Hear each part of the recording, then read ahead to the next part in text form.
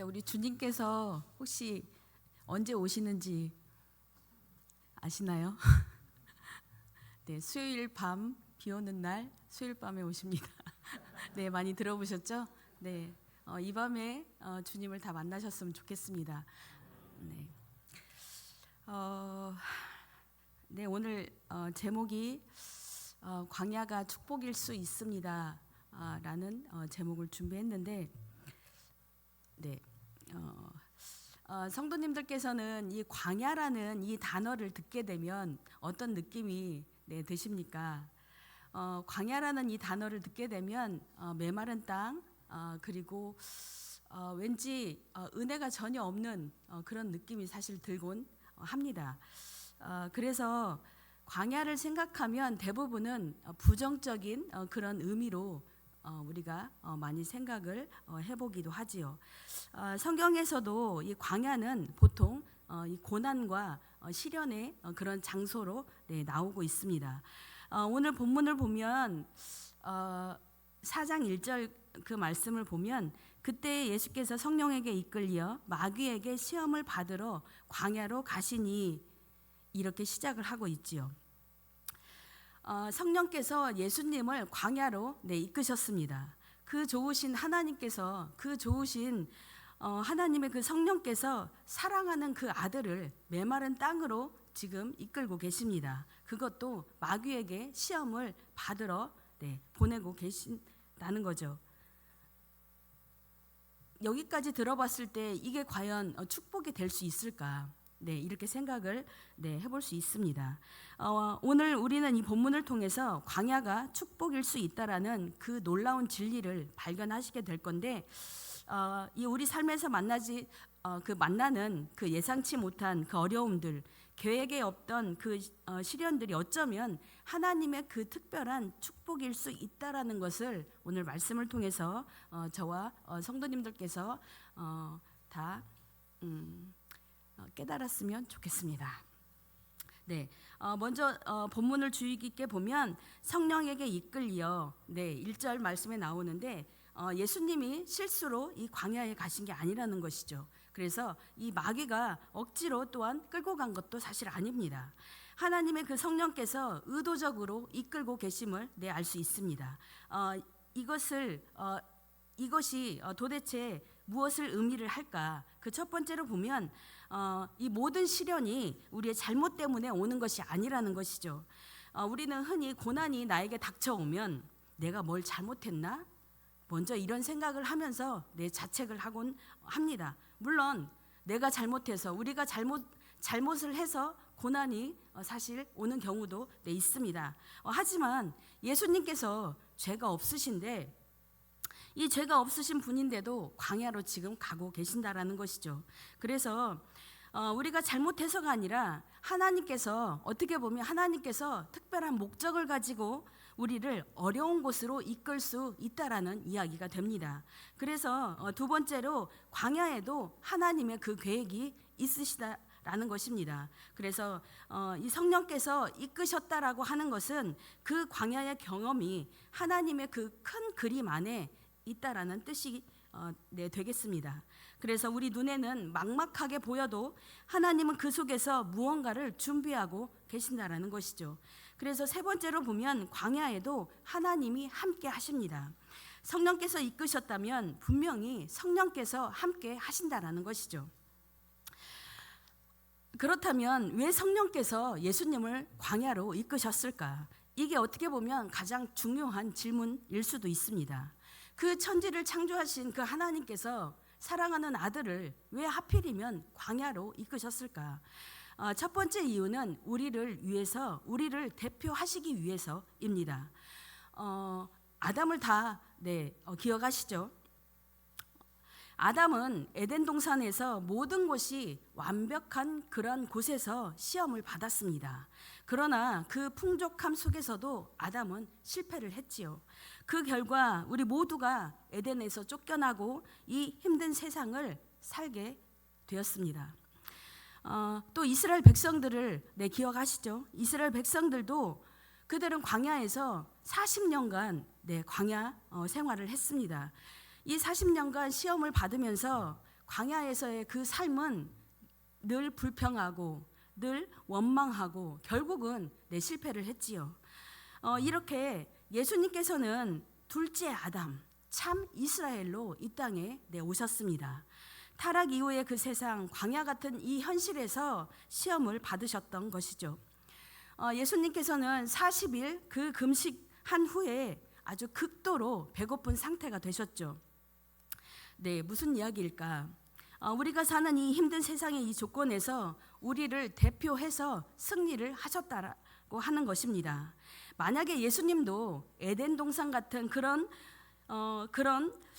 곳에서 만약에 시험을 받으셨다면 그야 조건이 좋으니까 그렇게 승리하실 수 있는 거 아니겠어라고 생각을 할 수가 있겠습니다. 하지만 예수님은 그 최악의 조건에서 승리하심으로 우리에게 진정한 희망을 주고 계신다라는 것이죠. 그런데 중요한 것은 이것입니다. 예수님이 승리하신 것은 너도 할 수 있어가 아니라 내가 이렇게 승리를 했기 때문에 너도 할 수 있어, 이렇게 보여주려고 하신 것이 아니라 우리는 사실 할 수 없습니다. 우리 인간은 너무나 연약해서 금방 믿음이 있다가도 금방 뒤돌아서서는 금방 무너지는 게 우리의 연약함입니다. 그러므로 우리는 할 수 없습니다. 아담도 이 완벽한 환경에서 실패를 했는데 우리는 더더욱 할 수가 없다라는 것이죠. 그래서 오히려 내가 너희를 위해 너희 대신해서 이미 이겼다라고 하고 계십니다. 그래서 우리는 예수님 안에서 예수님이 없으면 예수님의 능력으로 우리는 승리할 수가 없는 그런 존재라는 것이죠. 두 번째 이유를 보면 예수님 자신을 준비시키기 위해서입니다. 예수님께서는 이 40일간의 그 광야 생활은 예수님께도 어떻게 보면 특별한 의미가 있었습니다. 왜냐하면 이 40일 동안 금식하면서 진정으로 아버지와 깊은 교제를 하셨던 것이죠. 또한 광야는 굉장히 조용한 곳이죠. 아무것도 들리지 않고 아무것도 존재하지 않습니다. 그곳이 바로 광야인 것이죠. 세상에 소음이 없는 곳, 거기서 예수님께서는 아버지 하나님과 깊은 교제를 하셨던 것이죠. 어떻게 보면 그 시간을 통해서 메시아로서의 그 정체성을 확실하게 하셨다고 볼 수 있겠습니다. 또한 이 세례를 받으실 때 이는 내 사랑하는 아들이다라는 그 음성을 들었습니다. 그 광야에서 그 정체성이 시험을 받았고 더욱 견고해지셨던 것이죠. 그리고 곧 시작될 공생애를 준비를 하셨던 것입니다. 세 번째 이유가 있는데 우리가 배우도록 하기 위해서입니다. 이 이야기가 성경에 기록된 이유는 다른 이유가 없습니다. 단지 우리를 위해서 우리에게 승리할 수 있는 그 방법을 가르쳐 주시기 위해서 예수님께서 어떻게 시험을 이기셨는지 보여주심으로써 우리도 배울 수 있게 하셨다라는 것이죠.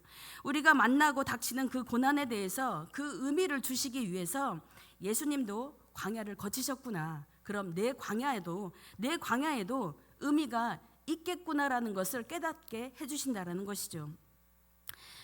그렇다면 이 광야에서 만난 그 세 가지 시험이 무엇일까요? 물론 성도님들께서도 여러 번 반복해서 지금까지 신앙생활을 하시면서 수도 없이 들으셨을 것입니다. 하지만 제가 오늘 이 말씀을 준비한 것은 우리는 너무나 연약해서 계속적으로 예수님의 그 시험에 대해서 듣고 그리고 나의 광야는 무엇인지, 우리의 광야는 무엇인지 다시금 반복해서 깨닫는 그런 마음이 좀 들었으면 해서 사실 준비를 했는데요. 이 광야에서 만난 세 가지 시험은 40일 그 금식이 끝난 후에 예수님께서는 극도로 배가 고프셨습니다. 바로 그때 마귀가 찾아왔죠. 어떻게 보면 마귀는 우리가 가장 약하고 가장 연약할 때 찾아오는 게 사실 사단입니다. 첫 번째 시험을 보면 돌로 떡을 만들라. 2절부터 4절 말씀에 내가 하나님의 아들이거든 이 돌들로 이 떡이 되게 하라. 40일의 그 금식이 끝났습니다. 이제 먹어도 됩니다. 40일 동안 금식을 했습니다. 이제 자유롭게 즐겨도 됩니다. 그런데 문제가 있습니다. 문제는 그 누구의 방법으로 누구를 위해서 어떻게 먹을 것인가였습니다. 마귀는 말합니다. 내 신적 능력을 지금 당장 내 배고픔을 위해서 써봐. 너가 하나님의 아들이면 증명해봐. 네, 이렇게 하고 있는 것이죠. 그런데 생각을 한번 해보겠습니다. 증명을 해보라고 하는데 어떻게 보면 좀 이상합니다. 예수님께서는 이미 증명이 되신 분이시죠. 네, 증명을 하지 않으셔도 네, 되는데 만약에 내가 의사면 면허증이 있고 그리고 병원에서 근무하면 네, 굳이 자랑을 하지 않아도 나는 의사입니다. 그런데 너가 의사면 지금 당장 여기서 수술을 해봐라고 하면 말이 좀 네, 이상하지 않습니까? 또한 그렇듯이 어떤 사람이 나에게 와서 너가 부자면 현금 1억을 내 눈앞에 지금 보여줘봐. 굳이 그 사람의 응하는 것에 내가 응할 필요가 있을까요? 네, 이렇게 말도 안 되는 네, 그런 상황을 지금 마귀는 만들고 있습니다. 예수님께서도 지금 마찬가지신데 이미 세례를 받으실 때 하늘에서 이는 내 사랑하는 아들이라는 그 공개적인 선포가 있었습니다. 마귀에게 증명할 필요가 없다라는 것이죠. 더 중요한 것은 이 마귀가 제시한 하나님의 아들의 그 정의가 잘못되었다는 것입니다.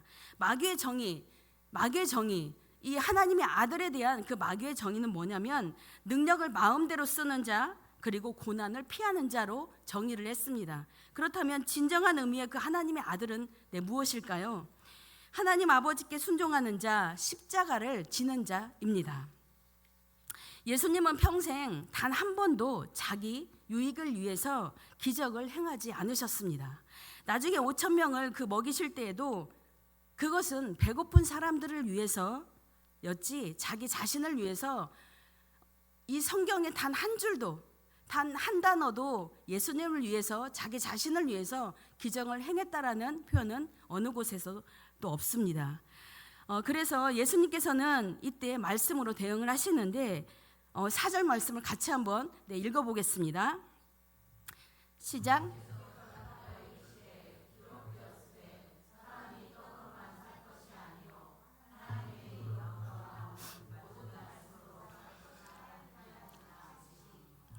아멘. 네, 이 말씀은 신명기 8장 3절 말씀과 같은 내용인데 이스라엘의 광야에서 40년간 만나를 먹으면서 배웠던 교훈이죠. 이 광야의 축복은 이런 것이라는 것이죠. 떡보다 더 중요한 것을 발견하는 것이 이 광야라는 이 험난한 곳에서 우리는 배울 수 있다라는 것입니다. 다시 말하면 먹고 사는 것만으로 충분하지 않다는 것이 이 하나님의 말씀이 있어야 먹고 사는 것만 최고가 아니라 하나님의 말씀이 있어야 진정한 삶이라는 그런 의미입니다. 왜냐하면 평탄할 때는 사실 이런 것들을 다 잊고 삽니다. 그런데 우리가 광야를 만나면 정말 중요한 것이 무엇인지 깨닫게 된다는 것이죠. 우리도 이런 유혹을 받습니다. 하나님께 받은 은사와 그 재능을 내 명예를 위해서 쓰고 싶은 유혹, 그리고 하나님께 받은 것을 내 욕심을 채우는 데 쓰고 싶은 그런 유혹. 내가 할 수 있으니까 하나님 없이도 내가 이 문제를 해결할 수 있어. 하나님 없이도 해결하려고 하는 그런 유혹들. 이런 유혹들과 늘 우리는 싸우면서 사실 살고 있습니다. 두 번째 시험은 성전 꼭대기에서 뛰어내리라고 하는데 마귀는 이번에 예수님을 거룩한 성 예루살렘 그 성전 꼭대기에 세우죠. 그리고 성경 말씀까지 인용을 합니다. 내가 만일 하나님의 아들이거든 뛰어내리라. 기록되었으되 그가 너를 위하여 그의 사자들을 명하시리니 그들이 손으로 너를 받들어 발이 돌에 부딪히지 않게 하리로다. 이것은 어떻게 보면 예수님을 시험한 것 같지만 하나님을 지금 시험하고 있습니다. 하나님이 정말 나를 사랑하시나 한번 확인해 봐라. 어떻게 보면 극단적인 그런 표적을 지금 요구하고 있는 것이죠. 그런데 성경에 하나님을 시험한 인물들이 나오는데 누굴까요? 혹시 생각나는 분이 혹시 계십니까? 네, 기드온이 있습니다. 기드온은 이 양털을 놓고 이슬이 양털에만 내리게 해주세요, 땅에만 내리게 해주세요.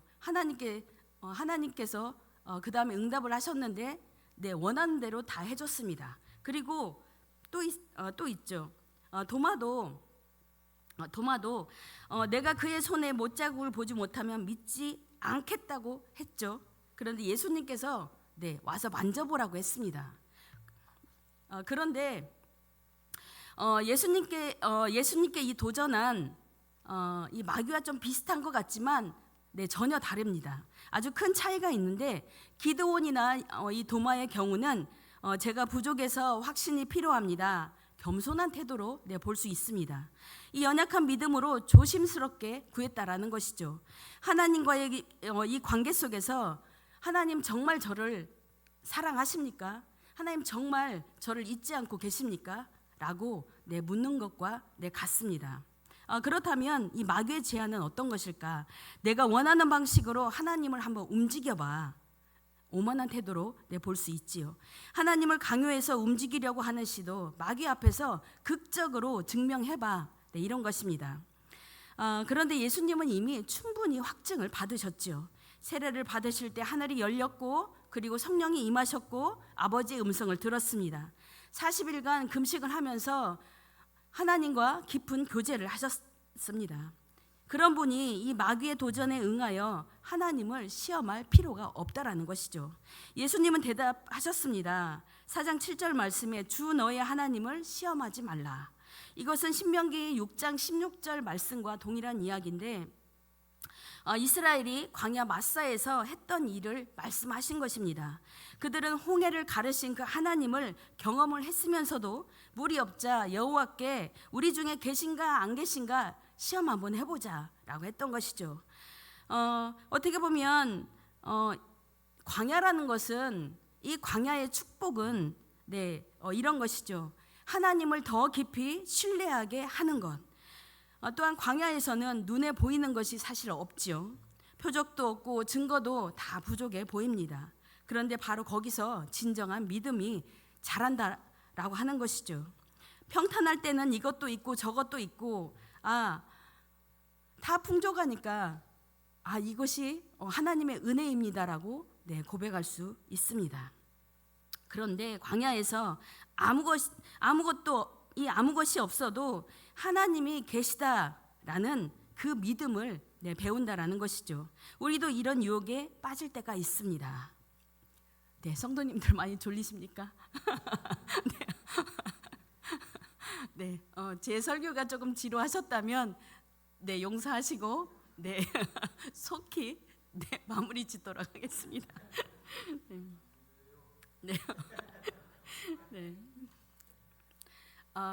세 번째 시험은 절을 하면 천하를 주겠다고 합니다. 이 마귀는 예수님을 지극히 높은 산으로 데리고 가서 천하 만국과 그 영광을 보여주죠. 만일 내게 엎드려 경배하면 이 모든 것을 다 너에게 줄게. 쉬운 방법이 있다. 이 십자가의 그 고난이 없어도 너는 세상을 얻을 수가 있어. 나에게 대신에 한 번만 절만 하면 돼 라는 것이죠. 이것은 어떻게 보면 목적을 위해 수단을 정당화하려는 유혹입니다. 예수님은 이때 단호히 말씀을 하셨습니다. 10절 말씀에 사탄아 물러가라, 주 너의 하나님께 경배하고 다만 그를 섬겨라 라고 말씀하였습니다. 이 목적이 아무리 좋아도 방법이 잘못되면 안 된다라는 것이죠. 그래서 광야의 축복은 이런 것이죠. 진짜 가치가 무엇인지 분별하게 해주는 것. 이 거짓된 영광이 다 벗겨진다라는 것이죠. 이 교회에서 보면 선교를 가죠. 많게는 적게는 몇 명부터 또 많게는 몇십 명 단위로 이렇게 선교를 갔는데, 첫째 날은 너무나 좋습니다. 너무나 행복합니다. 서로 뭐 필요한 거 없니? 너무나 기쁘고 행복하고, 이제 둘째 날은 조금 뭔가 그래도 괜찮습니다. 세 번째 날 되면 상대방의 허점이 보이고 단점들이 보이게 됩니다. 결국 보통 보면 3일째를 3일째 되면 나의 쓴뿌리도 다 드러납니다. 네. 무엇이 진짜이고 무엇이 가짜인지 분명해진다라는 것이죠. 평탄할 때는 이것저것 다 좋아 보입니다. 그런데 광야를 거치면 이것은 정말 중요하고 저것은 별로 중요하지 않구나라는 것을 깨닫게 된다는 것이죠. 그렇다면 마귀가 이 세 가지 시험만 했을까요?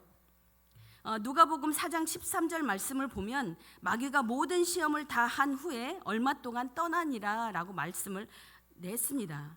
더 많은 시험이 있었을 것입니다. 그런데 왜 성경은 이 세 가지만 기록을 했을까요?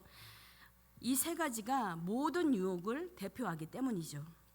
요한일서 2장 16절 말씀은 이렇게 말을 하는데, 세상에 있는 모든 것이 육신의 정욕과 안목의 정욕과 이생의 자랑이니 그랬습니다. 첫 번째 시험은 돌로 떡을 만들라, 육신의 정욕이죠. 몸의 욕구 그리고 물질적인 그런 필요. 두 번째는 성전 꼭대기에서 뛰어내려라, 이생의 자랑, 교만, 그리고 하나님처럼 되려는 그런 욕구. 세 번째는 저라면 천하를 주겠다, 안목의 정욕, 그리고 눈으로 보는 것에 대한 욕망, 소유욕이겠죠. 성경에서 계속적으로 반복적으로 이야기를 하고 있는데 창세기에도 동일하게 말씀이 나오죠. 아담과 하와가 선악과를 보았을 때 먹음직도 하고 육신의 정욕입니다. 편안함. 이 돈으로 편하게 살 수 있어. 쾌락을 추구하죠. 보암직도 하고 안목의 정욕, 소유욕. 이 돈이면 좋은 것을 가질 수가 있어. 그리고 지혜롭게 할 만큼 탐스럽기도 한 이생의 자랑입니다. 교만이죠.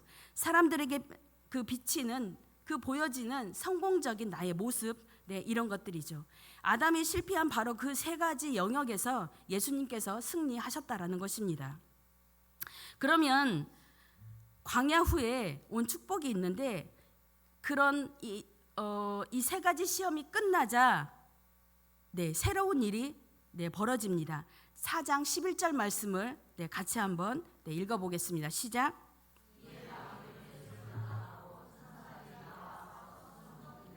아멘. 이 세 가지로 간단하게 정리를 한번 해보면, 첫째는 시험이 다 끝났습니다. 이제 드디어 시험이 다 끝났습니다.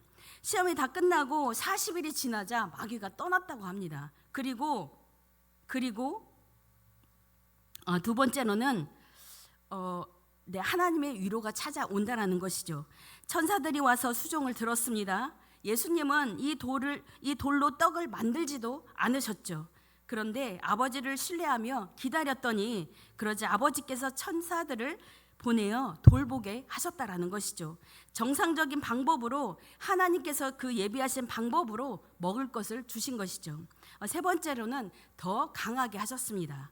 광야를 거치신 후에 예수님은 공생애를 시작하셨습니다. 3년간 병자를 고치시고 귀신을 쫓으시고 제자들을 가르치시고 마침내 십자가에 그 인류를 구원하셨습니다.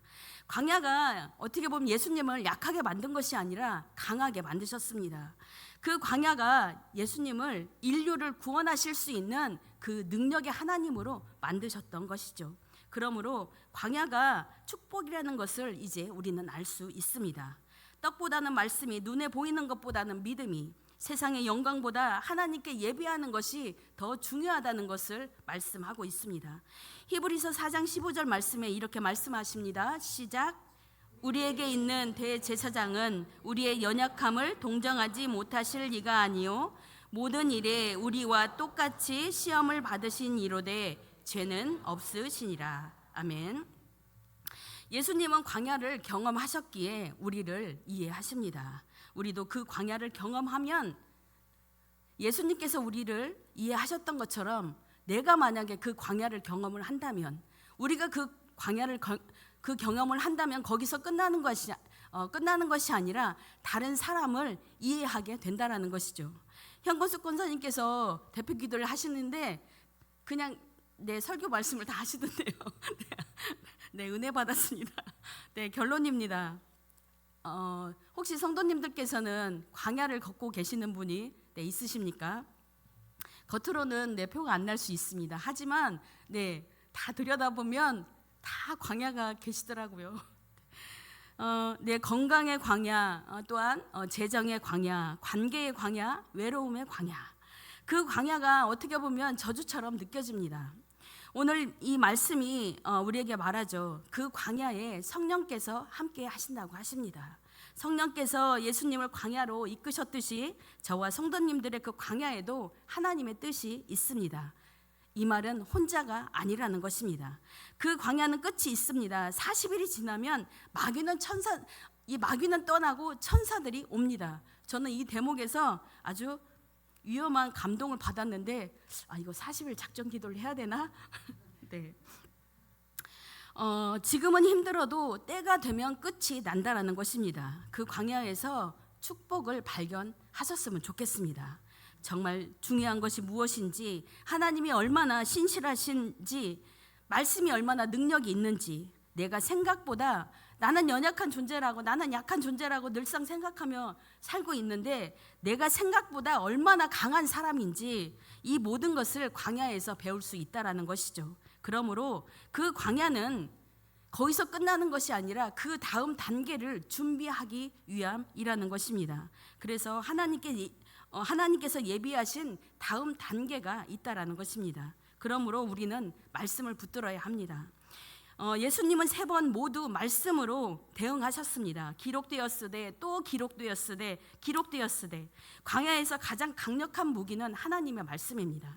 날마다 말씀을 읽고 묵상하고 그리고 그 말씀이 우리 안에 쌓여야 할 것입니다. 혹시 지금 평탄한 삶을 살고 계시는 분이 혹시 계십니까? 감사한 일이죠. 하지만 언젠가는 광야를 만납니다. 그때를 위해 지금 말씀을 준비해야 합니다. 그리고 지금 광야를 걷는 형제 자매들이 있다면 이해하고 격려해 주십시오. 성령께서 이끄시는 그 광야에는 반드시 하나님의 선하신 뜻이 있습니다. 그 광야를 통과하는 우리 모두가 더 깊은 믿음으로, 더 강한 모습으로, 더 풍성한 삶으로 나아가셨으면 좋겠습니다. 사람이 떡으로만 살 것이 아니요 하나님의 입으로부터 나오는 모든 말씀으로 살 것이라. 이 말씀을 붙잡고 광야를 축복으로 바꾸시는 저와 성도님들이 되시기를 예수님의 이름으로 축복합니다.